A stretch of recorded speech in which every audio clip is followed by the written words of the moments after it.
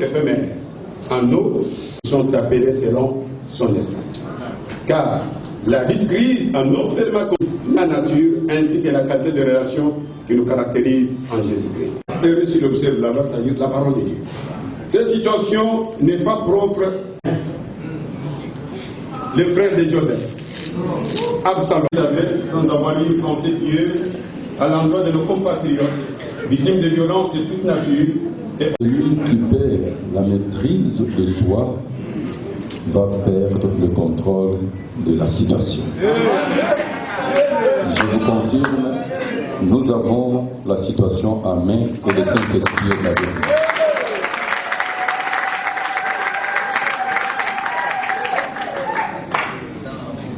Avant de commencer, j'aimerais saluer la présence d'un homme de Dieu. C'est son éminence Cheikh Abdallah, le représentant de la Comico. Merci. Salam alaikum. Excellence, chers membres fondateurs, chers délégués, distingués invités, selon vos rangs et qualités respectives, tout protocole respecté et exigé. Quel plaisir que je prends la liberté ces jours du haut de cette tribune pour vous souhaiter la bienvenue dans cette salle où va se dérouler les travaux de la première Assemblée Générale Extraordinaire de l'Église du Réveil du Congo, en sigle RSC, qui va statuer sur la mise en place générale au sein de notre institution. Que la paix de notre Seigneur Jésus-Christ et la vertu de la puissance du Saint-Esprit couvrent chacun de vous tous. Amen. Avant toute chose, qu'il me soit permis de solliciter votre indulgence pour exprimer toute ma compassion à l'endroit de nombreux de nos compatriotes victimes de violences multiformes et tueries de tout genre qui sévissent à l'est de notre pays, sans compter celles qui sont décimées par la Covid-19. Pandémie qui continue d'endeuiller des millions de familles par le monde. C'est ici l'occasion pour moi de remercier notre président de la République, chef de l'État, et son gouvernement pour la maîtrise de la gestion de cette catastrophe sanitaire. Cela prouve encore que la grâce de Dieu est sur RDC. Amen. Représentant légal de l'Église du Réveil du Congo, en exercice statutaire avec un mandat de 5 ans renouvelable une fois. L'Église du Réveil du Congo est membre de la Commission d'intégrité de la médiation électorale, en sigle CIME. L'Église du Réveil du Congo, membre de la plateforme de confession religieuse en République démocratique du Congo. L'Église du Réveil du Congo est partenaire social de l'État congolais, interface et organe de régulation. L'Église du Réveil du Congo collabore avec les organisations internationales et membre de l'Organisation des Nations Unies. Aujourd'hui, nous allons faire la restitution, c'est-à-dire la lumière sur les griefs portés à ma personne. Nous allons faire l'état de lieu de l'RSC, annoncer la mise en place dans 48 heures, c'est-à-dire la mise en place générale, la proposition d'un nouveau président du Conseil des sages, mais nous invitons les autorités à faire respecter l'ordre établi des associations sans but lucratif au regard de la loi numéro 004/2001 portant dispositions générales applicables aux ASBL et aux établissements d'intérêt public afin de consacrer effectivement de l'état de droit dans notre pays. Nous sommes en train de dire, en République démocratique du Congo, la religion se présente de la manière suivante. Nous avons les églises et communautés missionnaires, à savoir l'église catholique, l'église du Christ au Congo par le culte protestant, l'église orthodoxe, l'armée du salut, la communauté islamique. Ensuite, nous avons la génération des églises post-missionnaires, à savoir l'Église de Jésus-Christ sur la terre par le prophète Simon Kimban, l'Église du réveil du Congo, notre identité, dont le fondateur est notre unique sauveur et Seigneur Jésus-Christ, par les visionnaires congolais, des ministres, serviteurs et servantes qu'il a établis. C'est une des plus grandes églises en masse, et Dieu est dans l'église du réveil par le Saint-Esprit. Parce qu'ils savaient que les représailles seraient très forts. Et ils nous ont attaqués, nous, parce que... C'était ça la réalité. Mais du moins, je reconnais une chose. Je vais vous dire une chose. On a pillé l'église. On a vandalisé. L'État ne m'a pas donné de l'argent. Jusqu'à aujourd'hui. Personne. Et c'est l'armée de l'Éternel qui les bat. Et ce jour-là, j'ai haussé le ton. J'ai dit, vous n'avez pas le monopole de la violence. Nous pouvons faire ce que vous êtes en train de faire. Mais nous avons la crainte de Dieu. C'est ce que je dis. Je dis, le Seigneur dit, à moi la vengeance, à moi la rétribution. Nous gardons le silence, le Seigneur combattra pour nous. Mais dis-moi, là, je me suis reproché. Je me suis reproché pourquoi? Et je vous demande pardon. Parce que, en tant qu'évêque, quand j'ai lu les qualités de l'évêque, il me fallait beaucoup de retenue. Je devais me taire et chercher la sagesse divine. Et là, je vous demande pardon. Je reconnais que l'unique grief que moi j'accepte, j'ai touché la sensibilité des chrétiens. Je fais sortir des propos forts. En tant qu'évangéliste, ça pouvait passer, mais pas en tant qu'évêque général, président national et représentant légal. Ça, de tout cœur, je demande à tous les chrétiens pardon. Je demande même à l'État pardon et à vous tous. Parce que dans ma colère, j'ai manqué la maîtrise et soi, tandis que la Bible dit il faut que l'évêque soit modéré.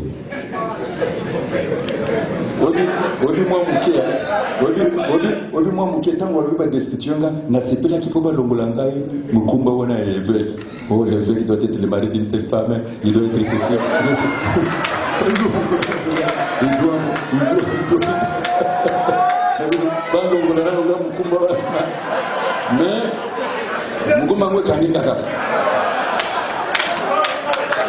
Mais je vous promets, ça ne reviendra plus jamais. Je vais me mettre dans la peau d'un évêque général, représentant légal. Je vais me contrôler. Est-ce que vous me pardonnez pour cela? Que Dieu vous bénisse. Alors voilà, c'était ça.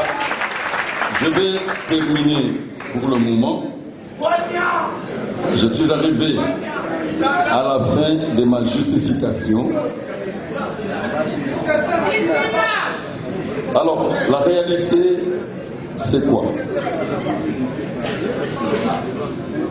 Bien-aimés, écoutez-moi. Vous savez, on a parlé de 8e grief. Leur déclaration, le Conseil des sages s'est prononcé. Voici la lettre du Conseil des sages. Nous avons reçu la réponse du secrétariat général de la justice. Mais je vous dis, mes frères, je me suis rendu compte que c'est Dieu qui me protège. Amen. Donc, tous ceux qui étaient avec moi, ils ont fait la défection. Et je suis resté seul avec une ou deux personnes. Ce qui veut dire que ces gens pouvaient tout me faire, mais Dieu n'a pas permis. Pourquoi ils sont partis? Parce qu'on leur avait dit que le chef de l'État tapait la main sur la table et dit qu'il ne veut pas de Sony. Vous le savez, on vous a dit aussi. On a dit que non, il faut investir 8 millions de dollars. Et si Sony est là, ça ne passera pas. On a soudoyé les gens par les ventes d'illusions, les opérations de charme, les discours. Et voilà comment ils sont partis pour leur aventure. C'est mes aventures. L'apôtre Kabongo avec aujourd'hui, ce n'est pas une aventure. Une aventure, ça peut aboutir dans les pieds. Et ça, c'est mes aventures. C'est alors que je suis en train de vous parler maintenant Je resterai unificateur, pacificateur, réconciliateur. Amen.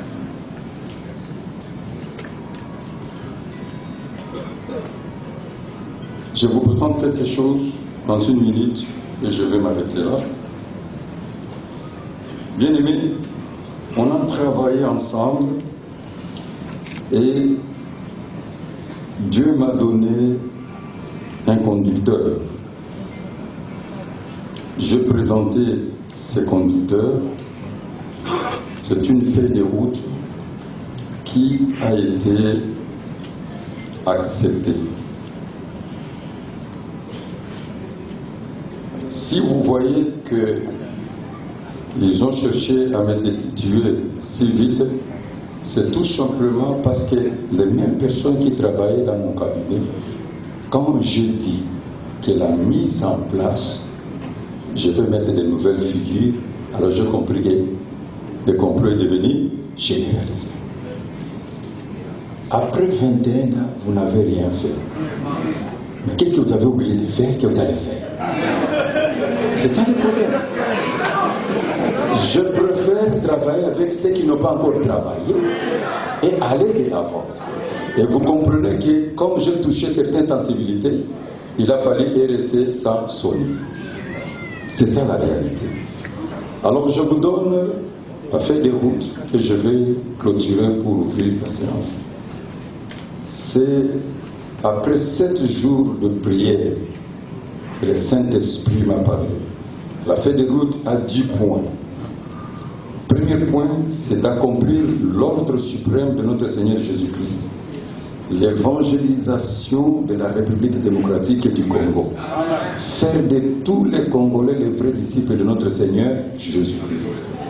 Privilégier la mission globale et particulière que le Seigneur a confiée à chaque serviteur et servante. Maintenir les réveils spirituels, les veilles prophétiques par des activités évangéliques au travers de toutes les provinces de la République démocratique du Congo et mettre l'accent prêché sur la repentance et une bonne moralité. 2. Le Seigneur dira, si vous vous aimez, le monde saura que vous êtes mes disciples. Aimons-nous vivants. Nous allons travailler pour consolider l'amour fraternel et la réconciliation des frères et sœurs et des communautés chrétiennes. Amen. Et c'est ce que j'avais commencé même avec le Haut Conseil des Églises de Réveil. Nous allons consolider l'unité par la communion fraternelle des ministres et des communautés. Valeur d'unité dans la diversité comme notre Seigneur les a dit. Notre nombre est une force. Nous allons par l'Académie des Réveils organiser des pastorales pour la formation des serviteurs et servantes afin de pouvoir renforcer leurs capacités en tant que leaders chrétiens. Bien-aimés, notre mandat, c'est le mandat de revoir. Amen. Tous ceux-là qui sont autour de moi, bon, prenons Moudrika, il a 55 ans, et dans 10 ans, il aura quel âge? Et dans 20 ans. Donc, il n'y a pas de succès sans successeur. Nous devons préparer la relève. Mais quelle est l'église que nous allons laisser? Pendant ce combat de la foi, nous avons des héros qui sont tombés. Il y en a ceux qui ont l'AVC, il y en a ceux qui ne prêchent plus. Il y a beaucoup de choses dans l'œuvre de Dieu. Alors, nous devons préparer cette génération. Celui qui perd les repères va se perdre. Parce que nous sommes les repères. Et c'est ça la grande réalité. 5. Promouvoir la consécration des femmes messagères. Car il est écrit, les messagers de la bonne nouvelle sont une grande armée et les servantes de Jésus-Christ. Aussi promouvoir toutes ces femmes de direction visionnaire des œuvres évangéliques établies dans notre nation. Ça, c'est un travail qu'il faut faire. Établir la valeur chrétienne de mariage et de la famille comme celui de base de la société humaine. Doter notre société congolaise des hommes et femmes utiles avec le code éthique moral basé sur la pratique de l'amour du prochain, la droiture, l'intégrité et une bonne moralité, des grandes valeurs chrétiennes. Le développement communautaire par les œuvres sociales, une église de développement. Et nous devons aussi faire partie de la société civile, avoir des grandes organisations. Il nous faut la fédération des femmes de l'Église des réveils dans la société civile. La fédération de la jeunesse des réveils. Nous devons avoir une commission justice et paix. Nous devons être comme toutes les confessions religieuses. Et ça, c'est très très important. Alors, nous allons aussi mettre sur pied un cadre pour tous ceux-là qui ont des ambitions politiques. Au lieu que pendant la période électorale, un député vient là, il vous souhaite et vous lui laissez la chair qui est sacrée. Nous voulons un cadre pour tous les chrétiens qui veulent faire la politique. Et dans ce cadre-là, nous allons. Et je vous dis, c'est facile pour nous de voir tous les postes. Parce que nous sommes majoritaires. Nous pouvons faire sortir des députés. Nous sommes capables de promouvoir la musique chrétienne par l'adoration et la louange. Parce que maintenant, nous avons des chantres sans église. Nous ne connaissons pas si sont nés de nouveau. Maintenant, l'association des musiciens chrétiens doit collaborer. Parce que ce sont des serviteurs et des servantes. Promouvoir la musique chrétienne par l'adoration et la louange avec les artistes évangéliques et un message d'édification. Aussi la presse chrétienne. Parce qu'on déforme trop. Il faut aussi des troupes théâtrales chrétiennes. Comment quelqu'un qui fait le théâtre, il est en train de minimiser les pasteurs? C'est une communication de la société. Mais il faut des gens qui donnent la valeur des serviteurs de Dieu que nous sommes. Alors, nous devons reprendre le contact international avec le monde extérieur, Afrique, Europe, Asie, Océanie, Amérique, pour une collaboration, coopération avec les institutions évangéliques de même obédience que notre Église le fait. Et ensuite, nous devons créer une brigade de bonnes mœurs, un cadre de discipline pour ceux qui falsifient la parole de Dieu, qui vont au-delà des Écritures, qui donnent le sens des Écritures, et qui donnent des interprétations erronées. Étant chrétiens nés de nouveau, nous allons mettre sur place un corps des avocats conseils pour poursuivre toute personne portant le label de réveil. Mais dans la pratique, ce sont des vendeurs d'illusions, des opérateurs de charme, des féticheurs, des magiciens, des marabouts, ceux qui sont dans l'occultisme, dans le loges satanique, dans la sorcellerie. En poursuivant ces gens, ça va décourager les autres. Nous allons aussi travailler pour promouvoir la jeunesse montante, les serviteurs de Dieu qui montent. Parce que la jeunesse est le prétend de l'avenir. Un jour, nous tous, nous allons quitter la terre des hommes et ce sont eux qui vont continuer le travail. Et aussi faire de sorte que l'État congolais respecte les ministres du culte. Parce que je vois les prélats ici dire n'importe quoi, les abbés dire n'importe quoi, même pas une convocation. Mais il faut voir comment on traite les serviteurs de Dieu. Et il faut que nous luttons pour que nous soyons traités avec dignité, parce que nous portons dans ces vases de terre le mystère de notre Seigneur Jésus. Et comme ils ont l'humilité, nous aussi devons avoir l'humilité. Et ça, c'est notre lutte.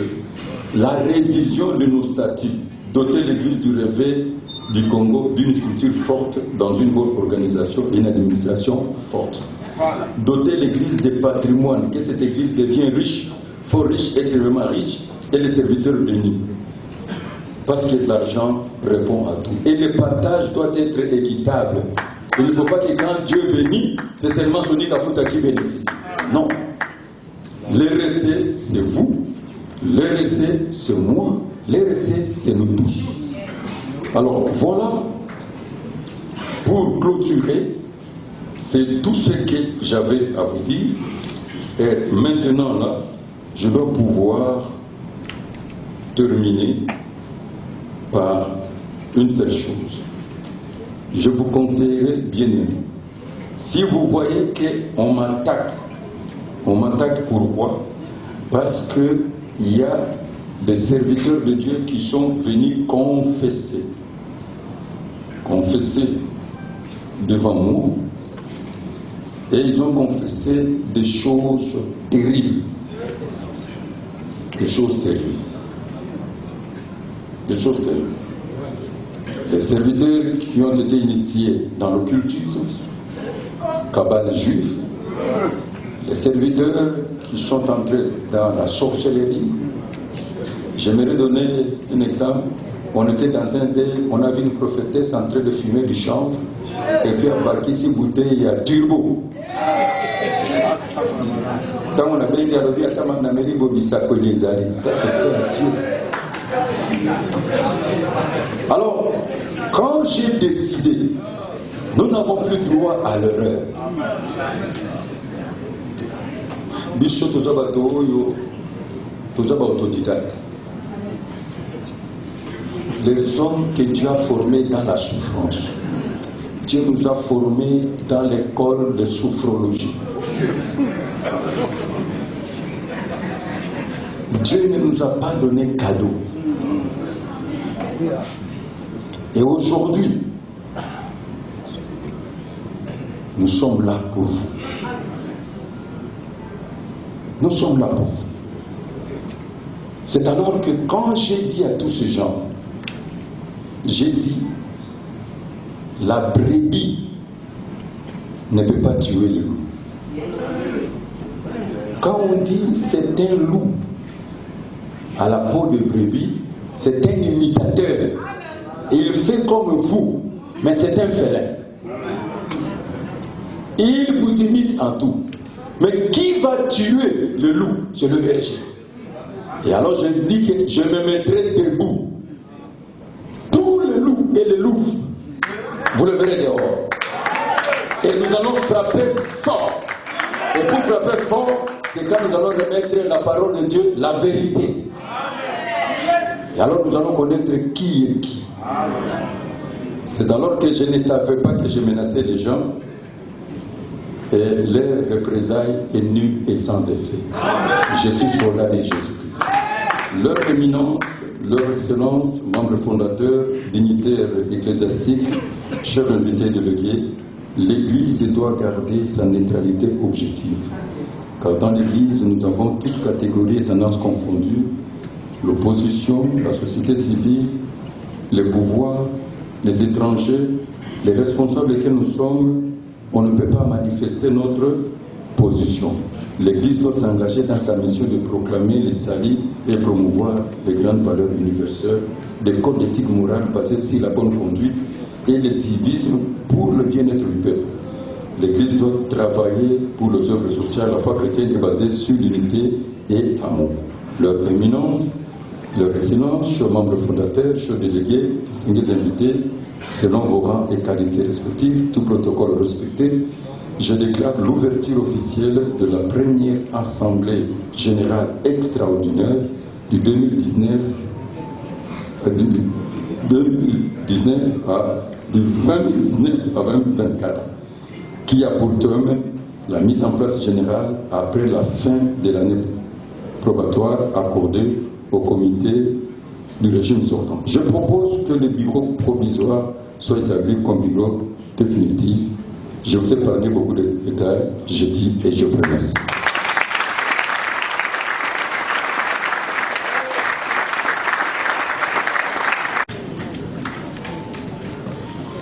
Pour nous permettre de bien la chorale, afin de nous permettre de bien digérer ces discours. Après, nous allons continuer le programme.